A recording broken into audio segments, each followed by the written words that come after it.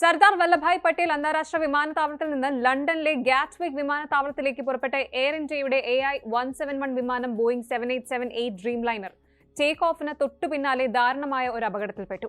ഈ ഒരു സംഭവം ഇന്ത്യൻ വ്യോമയാന മേഖലയിൽ വലിയ ആഘാതവും ആശങ്കയും സൃഷ്ടിച്ചിരിക്കുകയാണ്.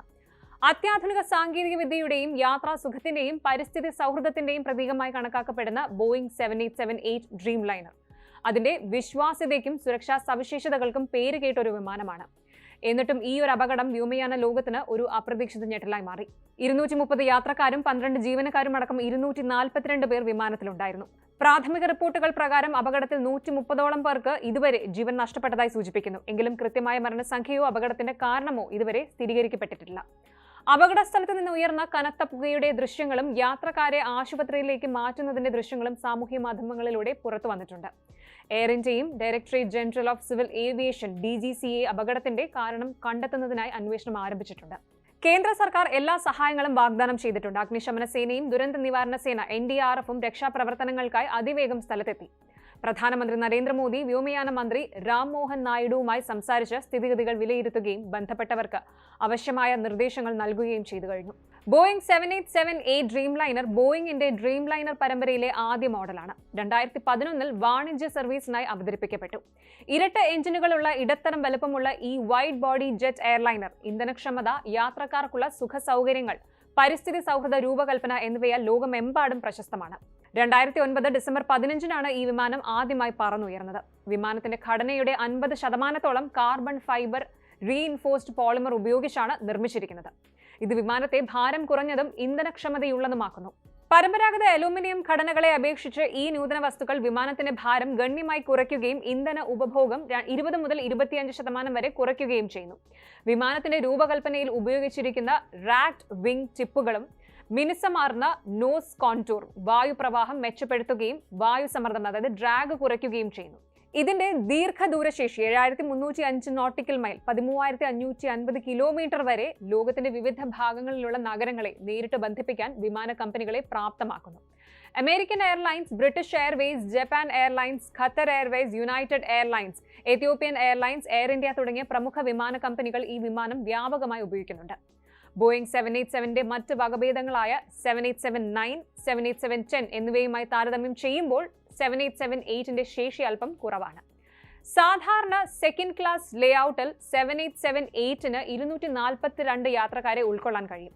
787-9ന് 296 യാത്രക്കാരെയും 787-10ന് 318 യാത്രക്കാരെയും ഉൾക്കൊള്ളാൻ സാധിക്കും.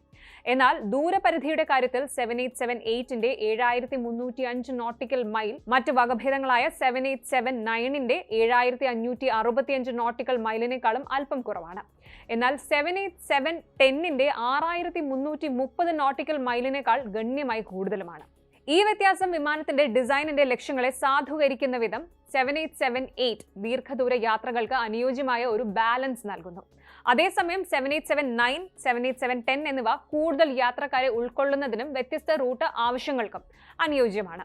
യാത്രക്കാരുടെ സുഖ സൗകര്യത്തിന് 787-8 ഡ്രീം ലൈനർ വലിയ ഊന്നൽ നൽകുന്നു. വിമാനത്തിന്റെ ക്യാബിൻ 6000 അടി ഉയരത്തിന് തുല്യമായ ഒരു താഴ്ന്ന ക്യാബിൻ ഓൾട്ടിറ്റ്യൂഡ് നിലനിർത്തുന്നു. ഇത് പരമ്പരാഗത വിമാനങ്ങളിലെ 8000 അടിയുമായി താരതമ്യം ചെയ്യുമ്പോൾ യാത്രക്കാർക്ക് ക്ഷീണവും അസ്വസ്ഥതയും കുറയ്ക്കുന്നു. ഉയർന്ന ഈർപ്പനിലയും മെച്ചപ്പെട്ട വായുവിന്റെ ഗുണനിലവാരവും യാത്രാ സുഖവും വർദ്ധിപ്പിക്കുന്നു. വലിയ ജനലുകൾ, ഇലക്ട്രോണിക് ഡിമ്മിംഗ് കൺട്രോളുകൾ, സ്വാഭാവിക വെളിച്ചം അതായത് നാച്ചുറൽ ലൈറ്റ് അനുകരിക്കുന്ന ലൈറ്റിംഗ് സിസ്റ്റം എന്നിവ യാത്രക്കാർക്ക് മികച്ച കാഴ്ചാനുഭവവും ജെറ്റ് ലാഗ് കുറയ്ക്കാനുള്ള സൗകര്യവും നൽകുന്നു. അത്യാധുനിക ശബ്ദം കുറയ്ക്കൽ സാങ്കേതിക വിദ്യ ക്യാബിനെ കൂടുതൽ ശാന്തമാക്കുന്നു. ഇത് ദീർഘദൂര യാത്രകളിൽ യാത്രക്കാർക്ക് വിശ്രമം ലഭിക്കാൻ സഹായിക്കുന്നു. വിമാനത്തിന്റെ ഇന്റീരിയർ ഡിസൈനിൽ ഉപയോഗിച്ചിരിക്കുന്ന LED ലൈറ്റിംഗ് വിവിധ സമയമേഖലകളുമായി പൊരുത്തപ്പെടാൻ സഹായിക്കുന്ന തരത്തിൽ ക്രമീകരിച്ചിരിക്കുന്നതാണ്.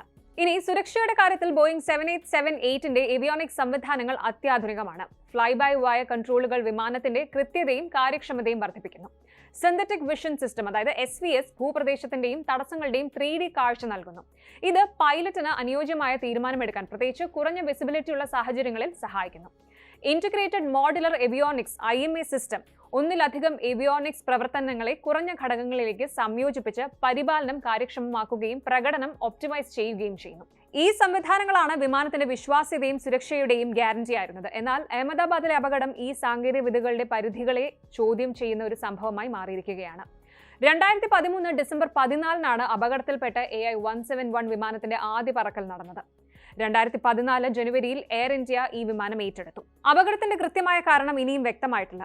എഞ്ചിൻ തകരാറോ മെക്കാനിക്കൽ പ്രശ്നങ്ങളോ പൈലറ്റിന്റെ പിഴവോ അതല്ലെങ്കിൽ കാലാവസ്ഥാ സാഹചര്യങ്ങളോ മറ്റേതെങ്കിലും ബാഹ്യ ഘടകങ്ങളോ ആകാമെന്ന് അനുമാനിക്കപ്പെടുന്നു. അന്വേഷണം പുരോഗമിക്കുമ്പോൾ ഫ്ലൈറ്റ് ഡേറ്റ റെക്കോർഡർ അതായത് ബ്ലാക്ക് ബോക്സ് വീണ്ടെടുക്കുന്നതും അപകട സ്ഥലത്തെ തെളിവുകൾ വിശകലനം ചെയ്യുന്നതും നിർണായകമാകും. ബോയിങ് 7878ന്റെ പ്രവർത്തന ചരിത്രം ശക്തമാണെങ്കിലും ഈ ഒരു അപകടം വിമാനത്തിന്റെ ഡിസൈനോ പരിപാലനമോ അല്ലെങ്കിൽ പ്രവർത്തന നടപടിക്രമങ്ങളോ സംബന്ധിച്ച ചോദ്യങ്ങൾ ഉയർത്തിയേക്കാം. ഇന്ത്യയുടെ വ്യോമയാന മേഖലയിൽ അപൂർവമായ ഈ ദുരന്തം സുരക്ഷാ മാനദണ്ഡങ്ങൾ പുനഃപരിശോധിക്കാനും വിമാന പരിപാലനവും പൈലറ്റ് പരിശീലനവും ശക്തിപ്പെടുത്താനും വ്യോമയാന കമ്പനികളെയും അതുപോലെ റെഗുലേറ്ററി അതോറിറ്റികളെയും പ്രേരിപ്പിക്കുന്നു.